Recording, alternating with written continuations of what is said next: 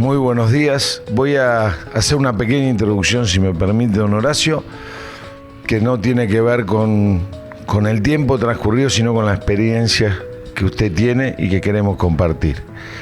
Si yo fuese una persona que tuviese la habilidad de hipnotizar a alguien, en este momento trataría de hipnotizarlo. Llevarlo a esos años donde empezó, primero, para iniciar un camino, y segundo, para agarrar una herencia que este país marcaba tan diferente y tan apasionante. Le agradezco mucho en nombre de la Asociación de Shorton de acompañarnos y bueno, permítame que le haga una pequeña pregunta y ahí empezamos. ¿Se acuerda la primera vez de Palermo? Sí, me acuerdo. Hace nada más que 79 años. Si uno se pone a pensar esos 79 años, para algunos por edad, la evolución del auto, el teléfono, la computadora no fue tanto. Para mí, que heredé eso de Adolfo Bullrich y compañía, me imagino el galpón de las amas que me contaba ayer, la sopa preparada por Barcelona, el tuco que le hacían a los toros. ¿Nos puede describir qué vivió? Bueno, era otra cosa totalmente diferente, totalmente diferente. Ahí, ¿sabes que yo vine? Bueno, tenía 11 años, recorría Palermo, me encantaba, era una cosa espléndida y a partir de ahí siempre vine y todos los años. Ahora, es casi imposible decir, bueno, la diferencia que había era esta, era totalmente diferente. Por ejemplo, nosotros salíamos del campo, en ese momento no presentaba yo, pero las presentaciones se traían, por ejemplo, traían los terneros, les traíamos vacas amas. Entonces venía una vaca ama, había un galpón acá, donde se traía una lechera, un Orlando, la vaca que sea, y porque se le daba 2 veces por día, se lo traía del galpón a mamar. Se le daba ración cocida y ración cruda. Entonces había otro terreno grande aquí en la rural, donde comprábamos los tacos de quebracho así, y bueno, los amontonábamos, cada uno tenía su pilita, se ponía un trípode así de hierro, arriba la olla, se ponía y más de 1 hora batíamos para que se cocine la ración, que era lo que se daba en el campo. Bueno, cuando empecé a ver esas cosas, empecé a decir yo, esto no puede ser. Yo en ese momento tenía 11 años y me parecía ridículo casi, porque era una cosa que, bueno, después más... Totalmente antinatural. Antinatural, una cosa que no tenía sentido.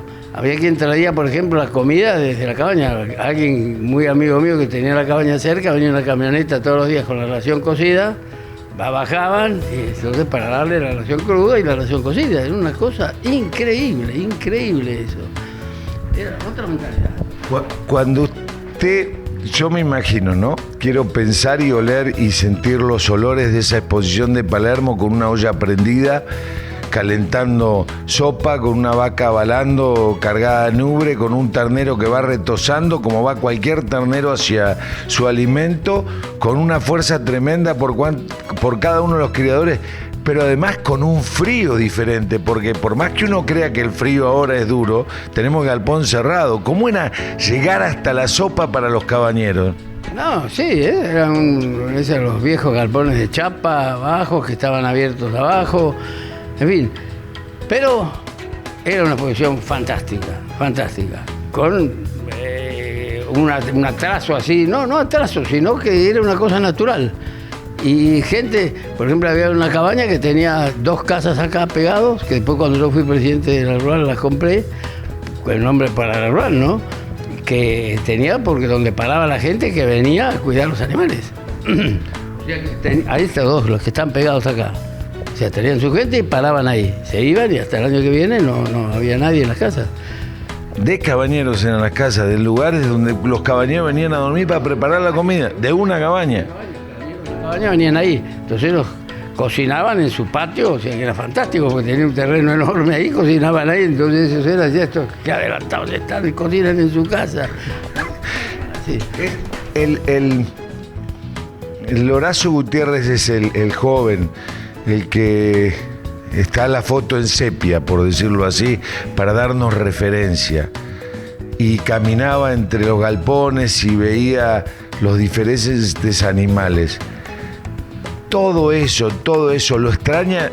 yo sé que el momento fue diferente, pero extraña esa pasión, la pasión. Yo tuve la suerte de estar con Barcelona, el Cabañero de Fortabá, y él me decía que tuvo la suerte de venir de muy jovencito. Y recuerdo, tengo muy buena memoria para los cuentos ajenos de mi vida, no me acuerdo nada, gracias a Dios, porque hice alguna macana. Claro.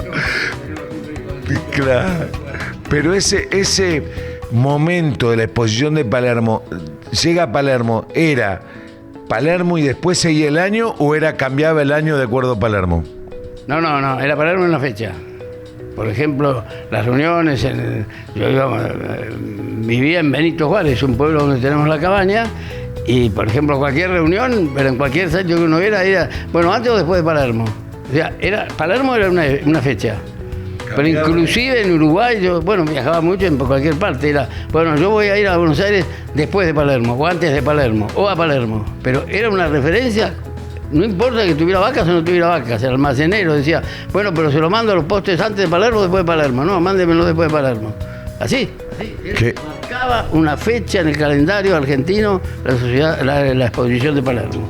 Era fantástico. Yo tengo la suerte de haber tenido una familia consignataria y de que Jorge Jorge, Federico y don Arturo se iban a Inglaterra a buscar los padres Shorton en barco. Ellos viajaban para jurar allá y traían acá. ¿Usted vivió alguna entrada de esos animales en el patio Bullrich? Pero no me perdía una. Era un clásico ir a buscar un toro padre. Estaba Scoville, estaba Alexander, estaba Mowbray, sí, o sea, era otro acontecimiento. O sea, Palermo no terminaba cuando terminaba Palermo. Era Palermo y después a los pocos días el patio Bullrich, pero era un clásico. Yo he comprado padres ahí, en el patio Bullrich. El criador de hoy, el criador que se sacrifica y no el Horacio Gutiérrez o el exitoso, digamos, el que viene con un proyecto de media para arriba. El otro, el nuevo, el que le cuesta venir, el que dice que es caro, el que le cuesta el bolsillo y no llegó a apasionarse. ¿Se veía ahí o todos eran apasionados hasta el público? Me diría que todo el mundo, porque el patio Bullrich se vendían, por ejemplo, 20 toros, o 18 o 15 toros. Y se llenaba, había que ir porque no había lugar. Y comprarían 15 o 20 personas un toro. Y estaba lleno, era un acontecimiento también importantísimo. Ahora está el shopping y me da una gana de ver las cabezas. Queda bárbaro. Pista central de Palermo. Termina la jura, se arma el ring de venta de Shorton en la pista central. La que hoy ven de arena se poblaba de público. Se amontonaban los compradores alrededor. ¿Levantó la mano en ese remate? Sí, y me emocionaba profundamente ver eso, porque se llenaba la pista. Se hacía el ring ahí, estaban las tribunas llenas, repletas. Y aparecía, el primero cuando se vendía el Shorton era el acontecimiento del año. Entraban, si el toro era blanco, este año es un toro blanco, y entraba ahí, la gente aplaudía, gritaba como si estuviera San Martín cruzando los Andes y ya había llegado al otro lado. Una cosa, era fantástico, era un acontecimiento fantástico. Es más, me emociona muchísimo. 2 o 3 veces he ido a un supermercado acá, que no lo voy a nombrar porque no le voy a hacer publicidad, que tiene fotos enormes y hay unas fotos grandes cuando uno sube la escalera mecánica de Palermo. Y una de ellas es la pista central con el gran campeón Shorton, lleno de gente, y ahí hacían ofertas. ¿Se acuerda de algún jurado por bueno o por malo de la raza, digamos? ¿Se acuerda de algún jurado que usted dijo, a este hombre hay que seguirlo? Muchos. En ese momento casi siempre venían de Escocia para los dos, ¿no?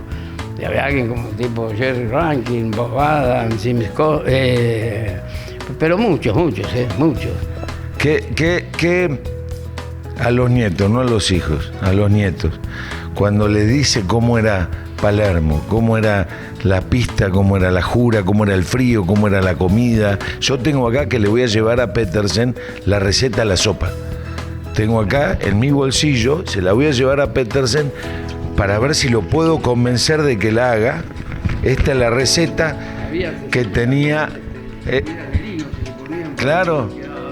Se le ponía, era, y había que estar una hora y media revolviendo así. Me decía que también se preparaba un aceite especial para el pelo, que se le ponía con un poquito de gasoil, que si hacía mucho calor había que sacarlo rápido del galpón. Mirá, vos ibas a una cabaña, por ejemplo, y la pieza donde se hacían las raciones era imposible entrar. Y el cabañero no te podía decir nunca cómo se hacía, porque cerraban con llave.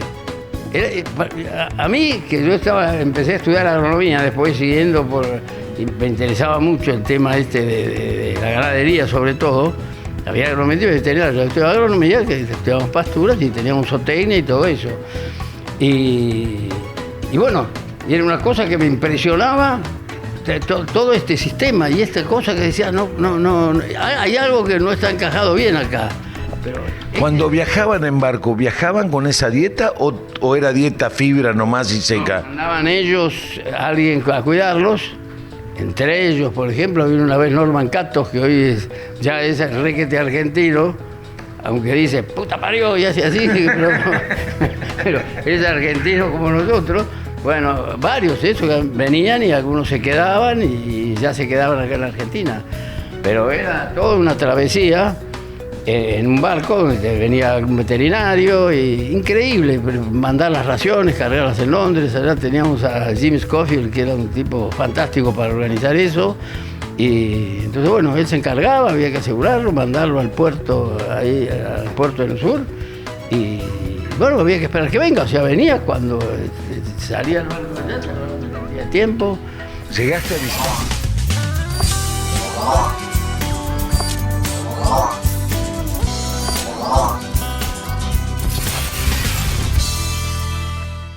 ¿Llegaste a visitar La Marión en el apogeo, Estancia La Marión? Sí, era fantástico. Todo era fantástico, era una cosa que uno decía, esto, claro, parecía que el país era así, pero yo cuando estaba terminando la carrera decía, esto no puede ser. Tal vez así que eso de la ración, por ejemplo, una vez terminó Palermo y me voy a Tandil, que había una fábrica de calderas y de todas esas cosas. Y le digo, bueno, vamos a inventar algo para ¿qué se puede hacer?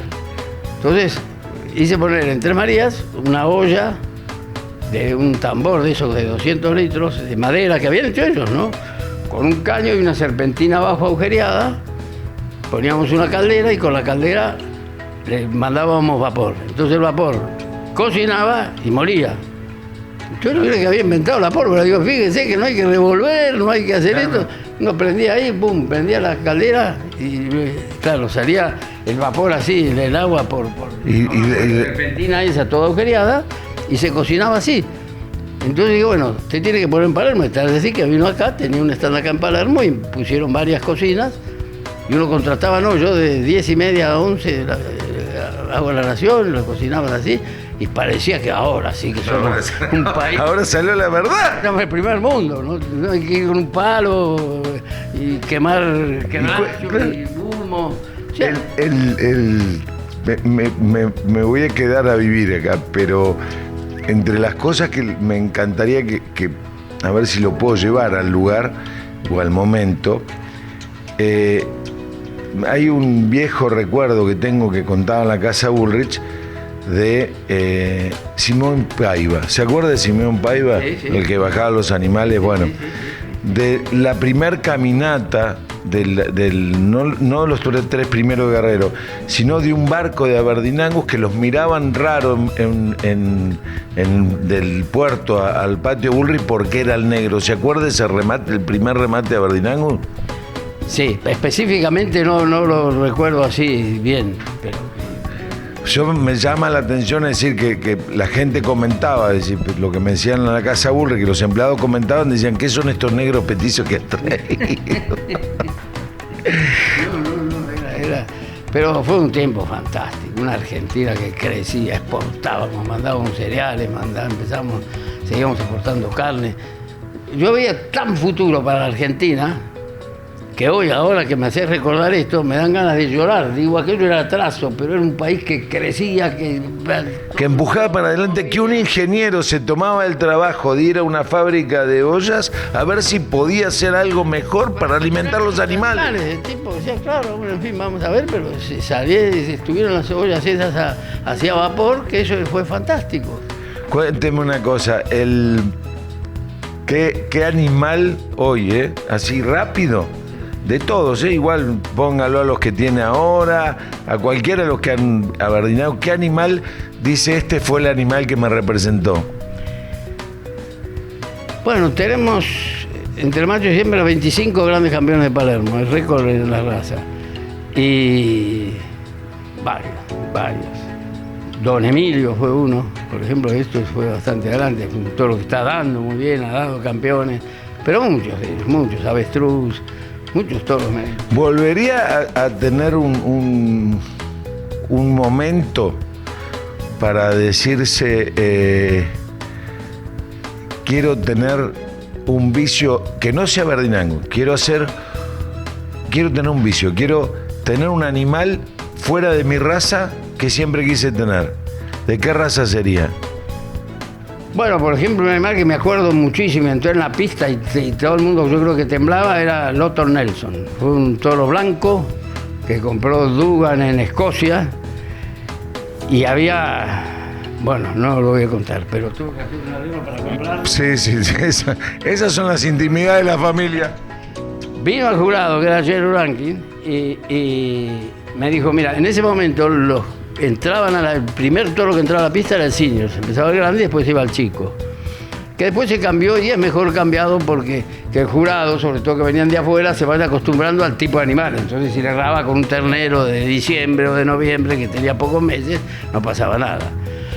Bueno, estaba Jerry ahí y me dice, mira, me meto a la pista de Palermo, yo no había visto ningún animal acá, ellos llegaban, se ven acá y juraban, abrieron la puerta, el primer toro que entra era Lotto Nelson, lo trajo a Palermo, era ese toro. Y yo lo miré, casi me voy de la pista, digo, no existe una posición así, era un toro impresionante, de cabeza, de cosas, además era blanco. Entonces, para el jurado, el primer toro que entra a la pista es ese, digo, esta posición no existe. Por supuesto salió gran campeón y al año siguiente Charlie sacó otro gran campeón, Charlie Dugan, con un hijo del otro Nelson. O sea, esas cosas que uno se acuerda así, y era fantástico. Ese pensamiento, ese lugar a donde fue esa pista de Palermo lo ha tenido de jurado, y nosotros los que ahora no somos tan jóvenes, en realidad somos muy jóvenes todavía, porque este país nos hace jóvenes nada más que con el recuerdo. Ese Horacio Gutiérrez, ese Horacio con un esfuerzo tremendo para venir y disfrutar Palermo, ¿volvería a jurar en la pista de Palermo? Sí, dejaría que lo hagan los jóvenes, que el año pasado dio una satisfacción enorme, porque yo juré 2 veces Jerez por acá, 2 veces Brangus, 2 veces Shorton, en fin, varias veces acá en Palermo, ¿no? Y el Angus también lo juré. Pero el año pasado juraba uno de mis hijos el Brangus y otro de mis hijos el Shorton. Entonces, las 2 pistas están pegadas y yo estaba en el centro de la pista y donde está la casilla, sentado y miraba. En el mismo momento, los 2 salieron juntos a la pista y verlo a Johnny en una pista y a Francisco en la otra era fantástico. Un fotógrafo vino y me dijo, mire ingeniero, usted no me puede prohibir que yo saque una foto con sus 2 hijos. Se voy a parar la jurada y los voy a traer. De ninguna manera, le digo. Bueno, se arregló que cuando terminaron a la mañana de jurar, se los trajo a los 2 y me sacó una foto a mí, pero yo estaba así, y un hijo acá y un hijo acá. Es una de las emociones más lindas que he tenido en mi vida en cuanto a la cabaña o a lo que sea. Y salieron sin que los apalearan, porque si hubiera salido apaleado yo me metía dentro de la casilla y me quedaba quieto. Hasta que... No, además salieron aplaudidos. Me sentía tan contento de haber estado en esa pista y qué sé yo. Esa vida que usted les heredó empezó hace 72 años en este Palermo, en esta sociedad rural. Esa pasión es muy difícil de heredar. Usted la heredó. La heredé yo de mi padre y usted se heredó a sus hijos. Y el año pasado se vio que a sus nietos. Yo no puedo decir más nada. Termino con una sola frase que me enseñó don Ignacio y don Guillermo. Muchas gracias, don Horacio. No, muchas gracias a ustedes y los recuerdo a ustedes. Billy San Valiente era un amigo fantástico, una persona, todos los Bullrich. No sé si vos, pero... yo soy salvando la regla. No, pero en serio, toda la casa Bullrich ha acompañado todo esto, es parte de esto y es tan parte como todos los que estamos acá adentro. Y otra cosa, una pavada. Un día estábamos en una reunión en Escocia hablando de las exposiciones y dice, no, que es muy buena la cara de Australia, de Nueva Zelanda. Yo he jurado en más de 100 exposiciones, prácticamente de todos los países. Y estaba Bob Adams y dice, la mejor exposición del mundo es la de Palermo. Entonces le pregunta, ¿por qué la de Palermo? Porque en la de Palermo hay 15.000 personas mirándote y las 15.000 saben. Y en las otras exposiciones va gente que vive cerca, que esto, que el otro. Pero sí, hay 15.000 personas mirándote y las 15.000 personas saben. Y te das cuenta porque hay un grito así. No, sí, se ha escuchado. No están de acuerdo. Que fue un gran creador de la famosa cabaña Glamis de Shorton, muy amigo mío, yo he parado varias veces en la casa de él. O sea que bueno, no quiero seguir hablando porque... No, que a mí me emociona y tendría que serlo toda la vida esto, porque en realidad Jorge Polledo, que era integrante de San Valiente Bullrich, Jorgito, también me llevó, él cuando me hablaba de la sopa y me decía, tenés que aprender a darle a comer a un animal como le damos a comer nosotros, y me contaba todo, yo le decía, si hoy en Palermo tuviese que hacer eso, en un lugar donde no me dejan tomar mate, con una garrafa y una hornalla dentro del galpón, me meten preso, le digo. Y hoy es así. Jorgito Polledo, ese era fantástico. Decía, no, pero vos decís que le falta un poquito de gordura, pero vos sabés lo que me llovió, siempre le había llovido muchísimo. Siempre llegaba con la... Y estaba gordo como chancho, ¿no? Pero el tipo siempre me decía, le falta un poquito porque llovió un horror y tenía el campo ahí cerca de Villegas, ¿eh? No llovía mucho nunca, así que... Gracias. Son cosas que me rejuvenecen pensar en eso porque vuelvo a tener otra vez que 20 o 30 años de nuevo. No, gracias, don Horacio. Ya van 200 años. Nos vamos a juntar nuevamente con Horacio. Seguramente para los 250. Muchas gracias.